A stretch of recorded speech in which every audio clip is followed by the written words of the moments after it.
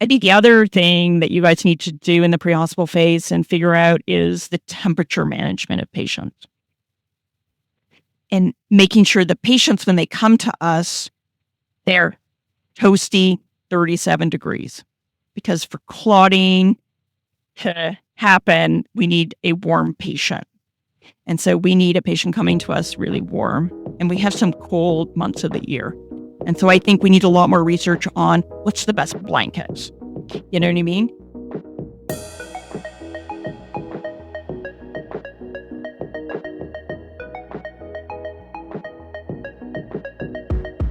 And you mentioned it's effective, especially effective in the first hour. Our medical directives at this time that anyone that's had an injury greater than 3 hours, you don't give it for. Yeah. How come that's in there? Yeah. So in the CRASH 2 trial, they allowed patients to be enrolled in the trial and get it out to the 8-hour mark. And then afterwards, they did a subgroup analysis of people who were started within the first 3 hours versus started between 3 and 8 hours. The patients that were started between 3 and 8 hours had no benefit in terms of mortality. They didn't have a higher mortality rate.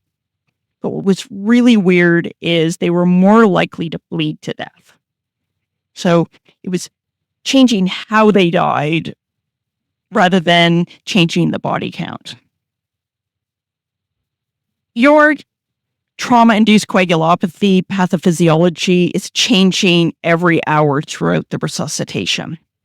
And so we know that things are changing. And so probably other stuff's happening in that beyond 3-hour mark that possibly make TXA not a good thing to give.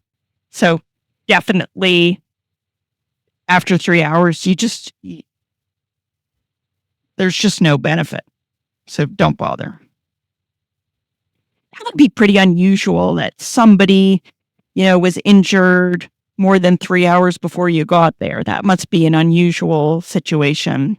Like from our trauma trials, the transport times are running around 30 to 40 minutes. I'm just thinking anecdotally, like it is a very seldom occurrence. I think of one patient where we found them in the ditch and nobody saw them all night. So that was always the example we taught in the education. It's like, if you can't establish a timeline, you find them next to the ditch. It's like, how long have they been here? But otherwise, most people are like car accidents or any other type of accident, you're going to have witnesses and probably call right pretty promptly. Yeah. You got the 911 call time. So you kind of know within a few minutes of when the trauma actually happened. Has Orange been doing TXA for a long time? Yeah. I can't remember how long, but definitely a long time. I don't know, 5 years, more. And they're giving 2 grams now too, right? Yeah. I'm just thinking, especially for our more rural services where you have to call for Orange and then they take them to the trauma center, that's good to have that communication handover too, that I gave 1 gram, so they would potentially follow with another gram and not 2 grams. Remember though, if you forget to tell somebody, the STAMP trial had an arm where patients were getting 3 grams. So we know it's not harmful to give 3 grams. Possible it might be better, but the study wasn't powered to look at that, difference. But if the patient gets 3 grams because the handover, you just forget, I'm okay with that. Interesting. And again, no safety flags, still very effective. Yep. I think what we don't want is them only to get 1 gram. I think we need to get the 2nd gram into them. So I think it's really important that when you do say, I gave TXA, but remember we're EMS, we just give 1 gram. You have to give the 2nd gram. I'm thinking that we should do more education when patient handover for the I missed ambo and making sure like TXA is clear with the dose. And I was watching one of your talks and you said at the beginning too, that sending a mass emails to everyone that this is TXA, this is the protocol, had kind of low penetration. Compliance. Nothing. Yeah. So yeah, we had to look at it from a system lens. So that's an interesting perspective. Somebody's going to have to come up with a slogan. When we tried, we used to give, 2 red cells at the same time. And then we had to undo it. So we came up with a slogan, why give two when one will do? So one of your medics has to come up with a slogan. You know what I mean? I don't know. There's got to be some good, I don't know, put it into Chat GPT to get some sort of slogan about the second dose. Yeah. A little witty slogan from ChatGPT. Yep. We can do it. We'll try it. And you already mentioned this one because currently the medical directives are going to align with the drug monograph, I believe, to infuse TXA over 5 minutes because the black box warning says it may cause transient hypotension. But our medical directors were like, I don't think that evidence is well substantiated. So again, there is no evidence to say that it will lead to hypotension. Yeah. And as I said, the Rock TXA trial, one of the arms was 2 grams wide open. How come that black box warning is there? There's lots of black box warnings on a lot of different drugs, right? Like it's a lot of work for these pharmaceutical companies to go back and change the labeling on the products. So you're not going to go back and change it unless you absolutely have to, because those labeling changes cost massive amounts of money. Yeah. There's some like crazy black box warning on vitamin K. We give a lot of vitamin K to people that are bleeding because they're, vitamin K deficient or whatever. And like it has a warning, don't give it intravenously. And I'm like, you have to give it intravenously. So, when we give talks, we're like, this is a secret you need to know. There's a black box warning. It's not real. Ignore it. And you must give it intravenously, even though the black box warning says to give it, some other route. That makes sense. Money and takes a lot of resources to change all that. Good to know. What about storage and temperature? Does that matter how ambulance services store and maintain the TXA in the ambulances? So definitely we want you guys, obviously making sure that you're not giving expired TXA. Like the thing has an out date on it. So definitely we want to make sure that whoever's checking the ambulances is checking the vials. And obviously when you go to give it, if it turns out like there are some times of the year where we don't have that many traumas in our country, February was like the driest month. When I was at Sunnybrook, we would go like days and days without a trauma. So there might be times where, you really should be watching the outdate on your TXA versus like in the summer, you're going to be going through it like hotcakes, right? So like, you're not going to worry so much about that. And then following the package inserts have very specific temperature ranges for every single drug. And so just making sure you're within that range. And if you deviate, you can still deviate from the package insert, but you've got to just validate that worked. And so like, that's what the UK did, where they validated that a syringe of TXA remained stable and didn't become bacterially infected. And so they had 24 hours so they could pre-draw it. So to reduce the cognitive load when you're managing the trauma, you just have to grab the syringe and push. I guess you could also push it into your IV bag. If you're giving fluid anyways, like run it in with the fluid if that's less work. You know what I mean? I think it's really important that we figure out what is the path of least resistance that makes it cognitively the easiest thing to do. Because we get task saturated, especially in high acuity traumas. And I'm just trying to anticipate that this is a new drug, new medication, and how we can prevent paramedics forgetting it. Because again, it's so important to administer. And if we pivot, if we look at our medical directive at this time is for trauma and TXA.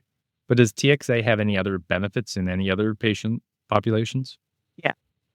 So we know so the GI bleeding, I don't think there's any GI bleeding situation where you would give pre-hospital TXA. So GI bleeding is out. If you guys are managing, I guess it's possible that you're managing a postpartum hemorrhage. Somebody starts delivering really, really quickly at home, or they had planned a home birth and it goes sideways. We know that it's reduces your chance of a hemorrhagic related death if you give it for postpartum hemorrhage. We do routinely give it for some less severe bleeding. Like we'll often give TXA in packing for the nose if someone has a nosebleed, or we'll give it in the packing. Someone's got like, I don't know, a dental massive tooth bleed from a dental procedure. We'll put the TXA in the gauze and get somebody to clamp down on it and to push the TXA into the wound bed. So we use TXA pretty liberally in other situations. We actually give TXA routinely for any major surgery where there's a chance of a bleed or a transfusion.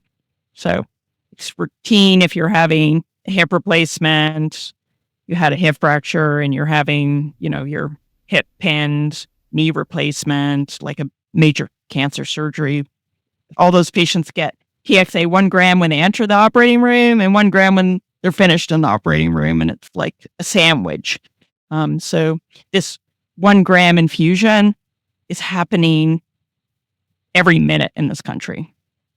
You're just joining us when we're 20 years into this journey. So, yeah. So we're really chill about TXA, and obviously it's new for you guys, but honestly, I think by the end of trauma season, when, Thanksgiving weekend comes along and the trauma season is kind of over, you've had the whole trauma season to get used to giving TXA. And then I think it's just going to become just rote.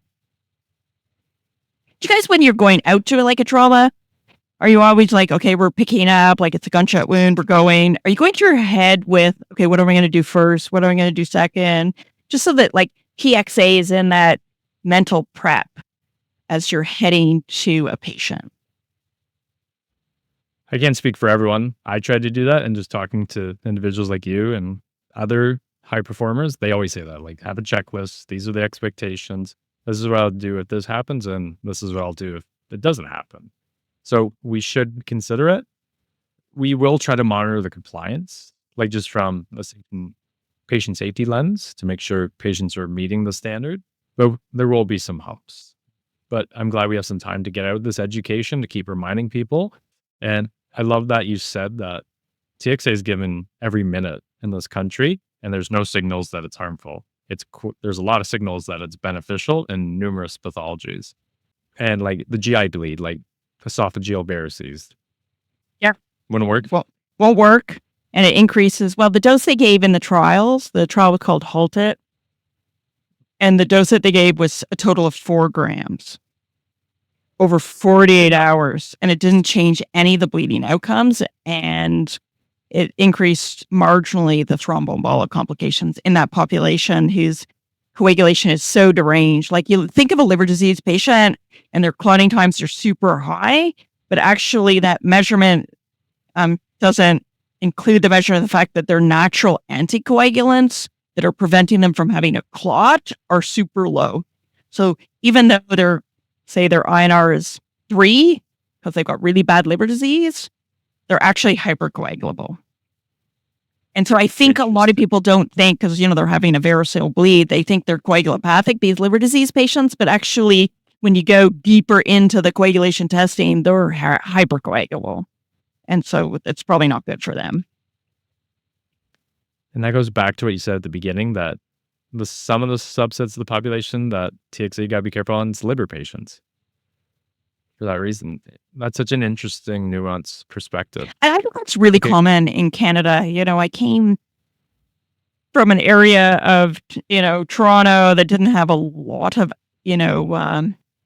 alcoholism and problems with drinking. And then I moved to Kingston, and then I realized, wow, our country has a drinking problem. Like, there's a lot of people with cirrhosis. There's a lot of people with GI bleeds. It's a really common thing that we see down here in southeastern Ontario. So I think it's probably really common for some of your medics to be seeing cirrhotic patients that are bleeding. I think that's pretty common, particularly in the, outside of maybe the GTA. It's funny how just even 2 hours one way could change the whole patient demographics and illnesses that you see. Yeah, completely. One of the things maybe we need to do is making sure the emerge docs, when they're receiving the patient and your team says, hey, I gave the first gram, they're like, hey, well done. Do you know what I mean? Some really good positive feedback coming from the emerge docs. Hey, good. Or the emerge nurse says, hey, well done. Thanks so much for doing that. Because it makes our job easier. I think also making sure that there's communication out across Ontario. Hey, this is starting. So just some situational awareness that your patient's going to be coming. Hey, if you have protocols where you've already pre-drawn up 2 grams of TXA, you're going to have to change your protocols so that you're just giving 1 gram.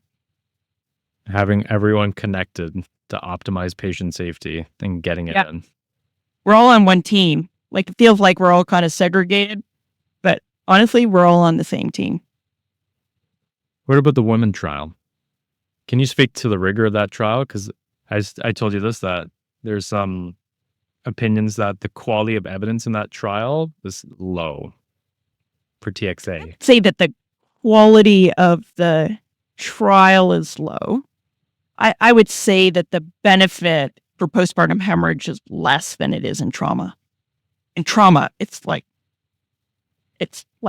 clearly a lifesaver in terms of saving lives, versus because so few women die in childbirth, it's really hard to show a mortality benefit because the risk is very low.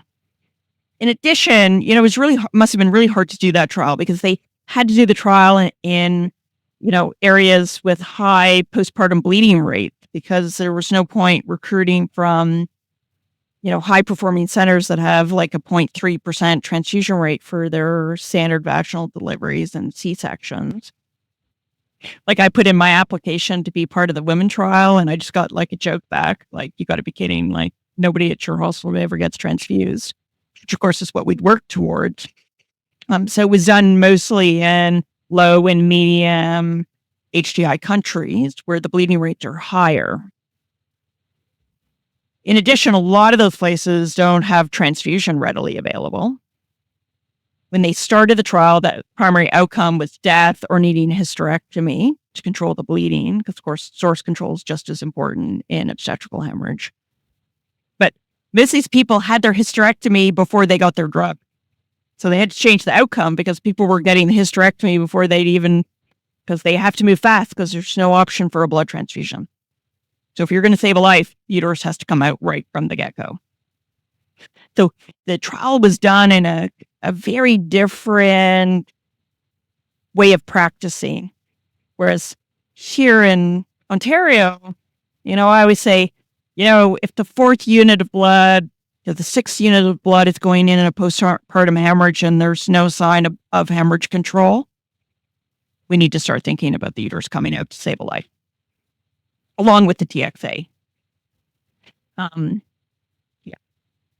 So it's just not as beneficial, but there's no harm and it's cheap. So you might once in a while be saving that life. And let me tell you, there's one population we don't want to lose is somebody's mom. You know what I mean? A little baby was just born. We want them to go home with their mom. Yeah, because correct me if I'm wrong, if I'm hearing you correctly, the number one cause of death in people under 40 is trauma. So we have a large sample of the population we can take that research from, and less so for people dying from postpartum hemorrhage. But correct me if I'm wrong too. Like the women trial had like 20,000 people in it.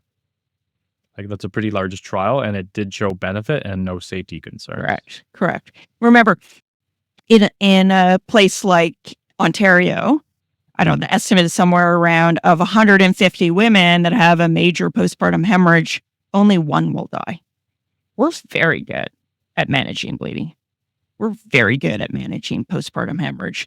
But let me tell you, we don't even want the 1 in the 150. We want it to be 0.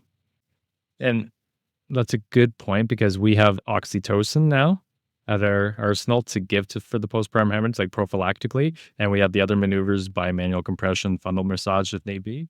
That's good that we could consult a physician to get that order if it is indeed indicated. Oh, yeah. Yeah. What's the number needed to treat for TXA? to save a life? So the number needed to treat that came out of the CRASH 2 trial was pretty amazing. 1 in 67. So what does that The mean? cost of, in the US, where their healthcare system is so much more expensive, it's like $500 per life saved. Like where are you going to come up with something that is so effective? I don't know. Tourniquet's probably pretty effective at saving a life. So there are probably like a few things, but when you're thinking about our average age in our trauma trials is about 20 to 30. Like you're saving an otherwise completely healthy person that could go on to live to old age. So yeah, super effective. In comparison, I think the woman trial, I'm speaking off of the top of my head, but it's much, much less. Just reaches statistical significance for death from bleeding, estimate of 0.81, but ranging from 0.65 to 1. So just reaching statistical significance. But remember, the primary outcome was death. And death only happened in 1.9% of the placebo group compared to 1.5% of the patients in the tranexamic acid group. But in their trial, that was 191 deaths versus 155. And if that's your mom, I bet you she's worth the $10. 100%. I love that we just keep saying that it's safe, effective, cheap, and it's such a versatile It's drug. easy to give. You can give it fast.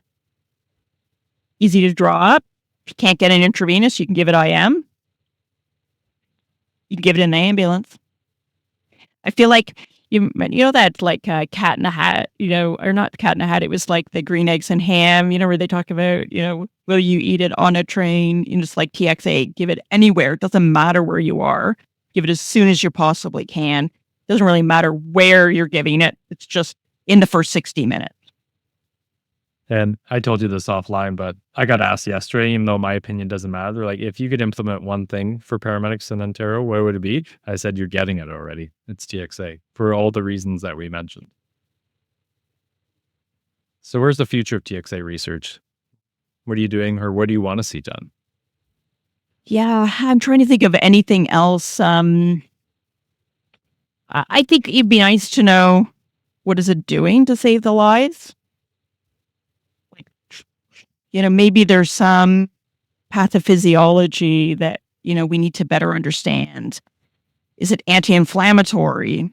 Is it changing multi-organ failure? What is it doing that it's saving lives? I think we've kind of figured out in most surgical procedures, do we give it or not? Like a lot of trials have been done in different kinds of surgery. So we're very clear on, the dose trial after trial shows like 2 grams, given maybe slightly differently. In postpartum hemorrhage, it's 1 gram, another gram 30 minutes later if they're still bleeding. In surgery for prevention, it's 1 gram at entry to the operating room and 1 gram when you leave it. But at the end of the day, everybody's getting 2 grams. Maybe we need some more practical trials of giving it, replacing the saline flush of your intravenous with a TXA flush. Then we can cut the $10. I bet you that saline flush is like $2. So then we could make it $8. So like we could save some money on saline flushes if we were flushing with some TXA. And could you create it so it's stable? Like, could you manufacture it so we could have it pre-drawn up in a syringe so that we don't have to do that? That would be good. Maybe a bit more, science in the intramuscular so that more people feel comfortable. I think when people see really big trials, they're like a lot of people are late adopters. They don't want to be the first person to do it. But if they can see a big trial, then they're going to be like, there's trial data, I'll do it. And then maybe we'll get more people giving it IM when they can't get IV access. What I'm hearing you saying is there's a lot of opportunities to keep researching and getting empirical evidence on TXA. especially in the pre-hospital Yeah. setting and in the hospital Yeah, and setting. figure out the logistics. Like, not all research has to be like whatever, like you just have to be super cutting edge, like just doing a large randomized trial of IM versus IV bolus, like the regular way versus an IV push. What's the time to the TXA? Even if maybe IM isn't as fast as in its bioavailability, but you get it 20 minutes faster. So it's still faster, right? So maybe somebody needs to do some logistical trials about that. I think the other thing that you guys need to do in the pre-hospital phase and figure out is the temperature management of patients. And making sure the patients, when they come to us, they're toasty 37 degrees. Because for clotting to happen, we need a warm patient. And so we need a patient coming to us really warm. And we have some cold months of the year. And so I think we need a lot more research on what's the best blankets. You know what I mean? Like on the science. I know the lead trauma nurse at Sunnybrook is doing a trial looking at these resistive blankets that you just basically, when you open their plastic sheet, it's like those things you ski with in your hands to keep your hands warm. But it's the whole body and it keeps you warm for 12 hours. And does that keep the patients warmer throughout their entire journey? But I think we need you guys to start with the warming blankets. And can you get us warmer patients by using a different blanket? And these blankets are vacuum sealed. So they're like super thin, like it's a small little package. And can you get those on the patients? And does it change, like, does it even change the temperature when the patient gets there? People have done trials of like warming patients versus just regular blankets, and the patients rate their care is better if they were warmer. So even if it didn't change outcomes, if people felt more toasty and cozy, man, that's good enough for me. We want to make people feel good when they're coming in so they feel safe. So anyways, that's the other thing that I think you guys, like, we'll give you the summer to get the TXA in, but then we need to start talking about, getting the patients warm. We've done a huge push on our education to talk about the lethal trauma triad, or the diamond, whatever they call it now, for hypocalcemia, because that is a huge gap. We were always taught, any trauma, cut off the clothes. Then they can't thermoregulate. They're losing heat. And then we get hot, nervous, and sweaty, especially in the summer, and we turn on the AC. So it's this ripple effect. So I agree. And I know Orange, they carry like these bear huggers, like massive blankets to help prevent hypothermia. So it would be ideal if we could get that. Yeah. Yeah. Just, like, these aren't terribly complicated things to research.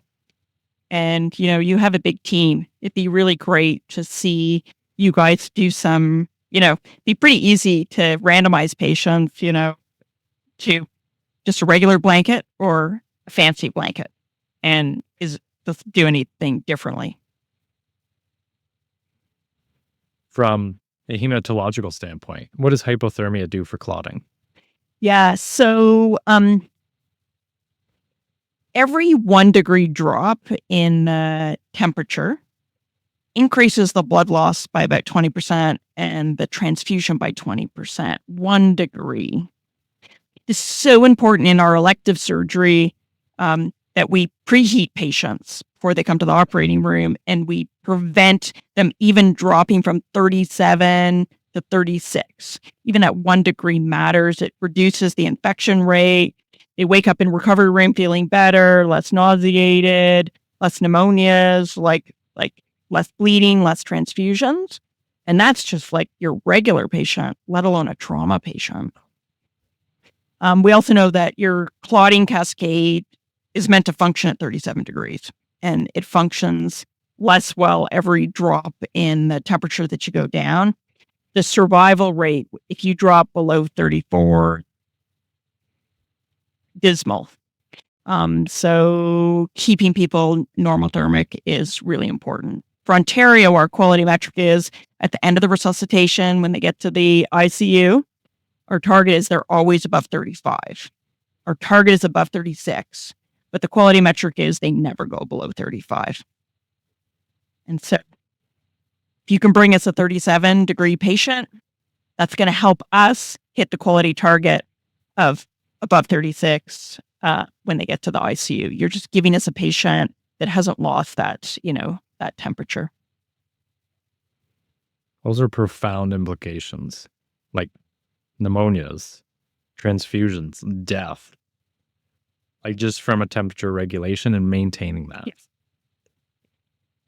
And like basically everything you do in the prehospital phase has a major impact on the patient. We know that you guys going fast to the hospital improves survival. We know that if you go direct to the trauma center, the outcomes are better. If you give the TXA, the outcomes will be better. You warm the patient for us, the outcomes are going to be better. Like you play if we're going to improve and have like the best survival rates for trauma in the world, like we're going to have to figure out how to get that patient in the prehospital phase, getting all those things. It's hard because you got to go fast. You got to give the TXA, but I'm sure we can come up with almost like a kit. You almost need a kit. It's like the trauma pack. It's got the blanket. It's got the TXA. It's got everything that you need to just go, go, go. And so it's not going to delay getting to the hospital, but the patient still got everything that they needed in the pre-hospital phase. You've said a lot of good business ideas during this podcast.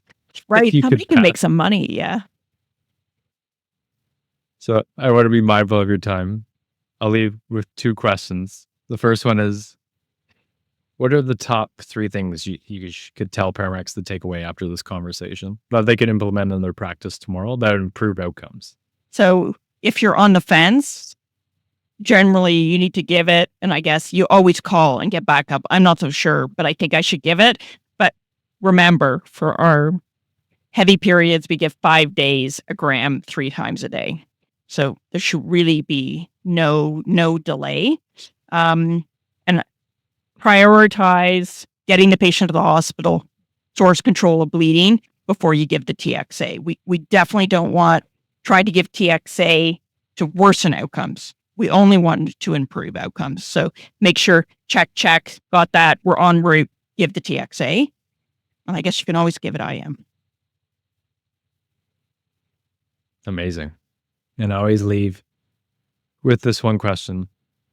With your dual role of a clinician and researcher, at the end, what threshold would you have to meet to say, this was a success, my work was a success? Yeah. So, we're so used to in research of failure. And, I used to see failure like you submit a grant or a paper and it gets rejected. I see it as like a challenge. I'm like, I can beat that.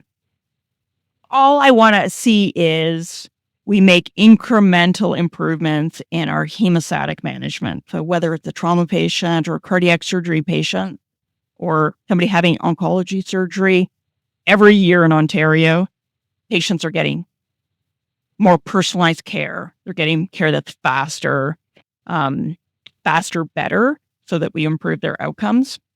I also, I don't know, maybe this is just get older. I also want to improve the experience of the healthcare worker.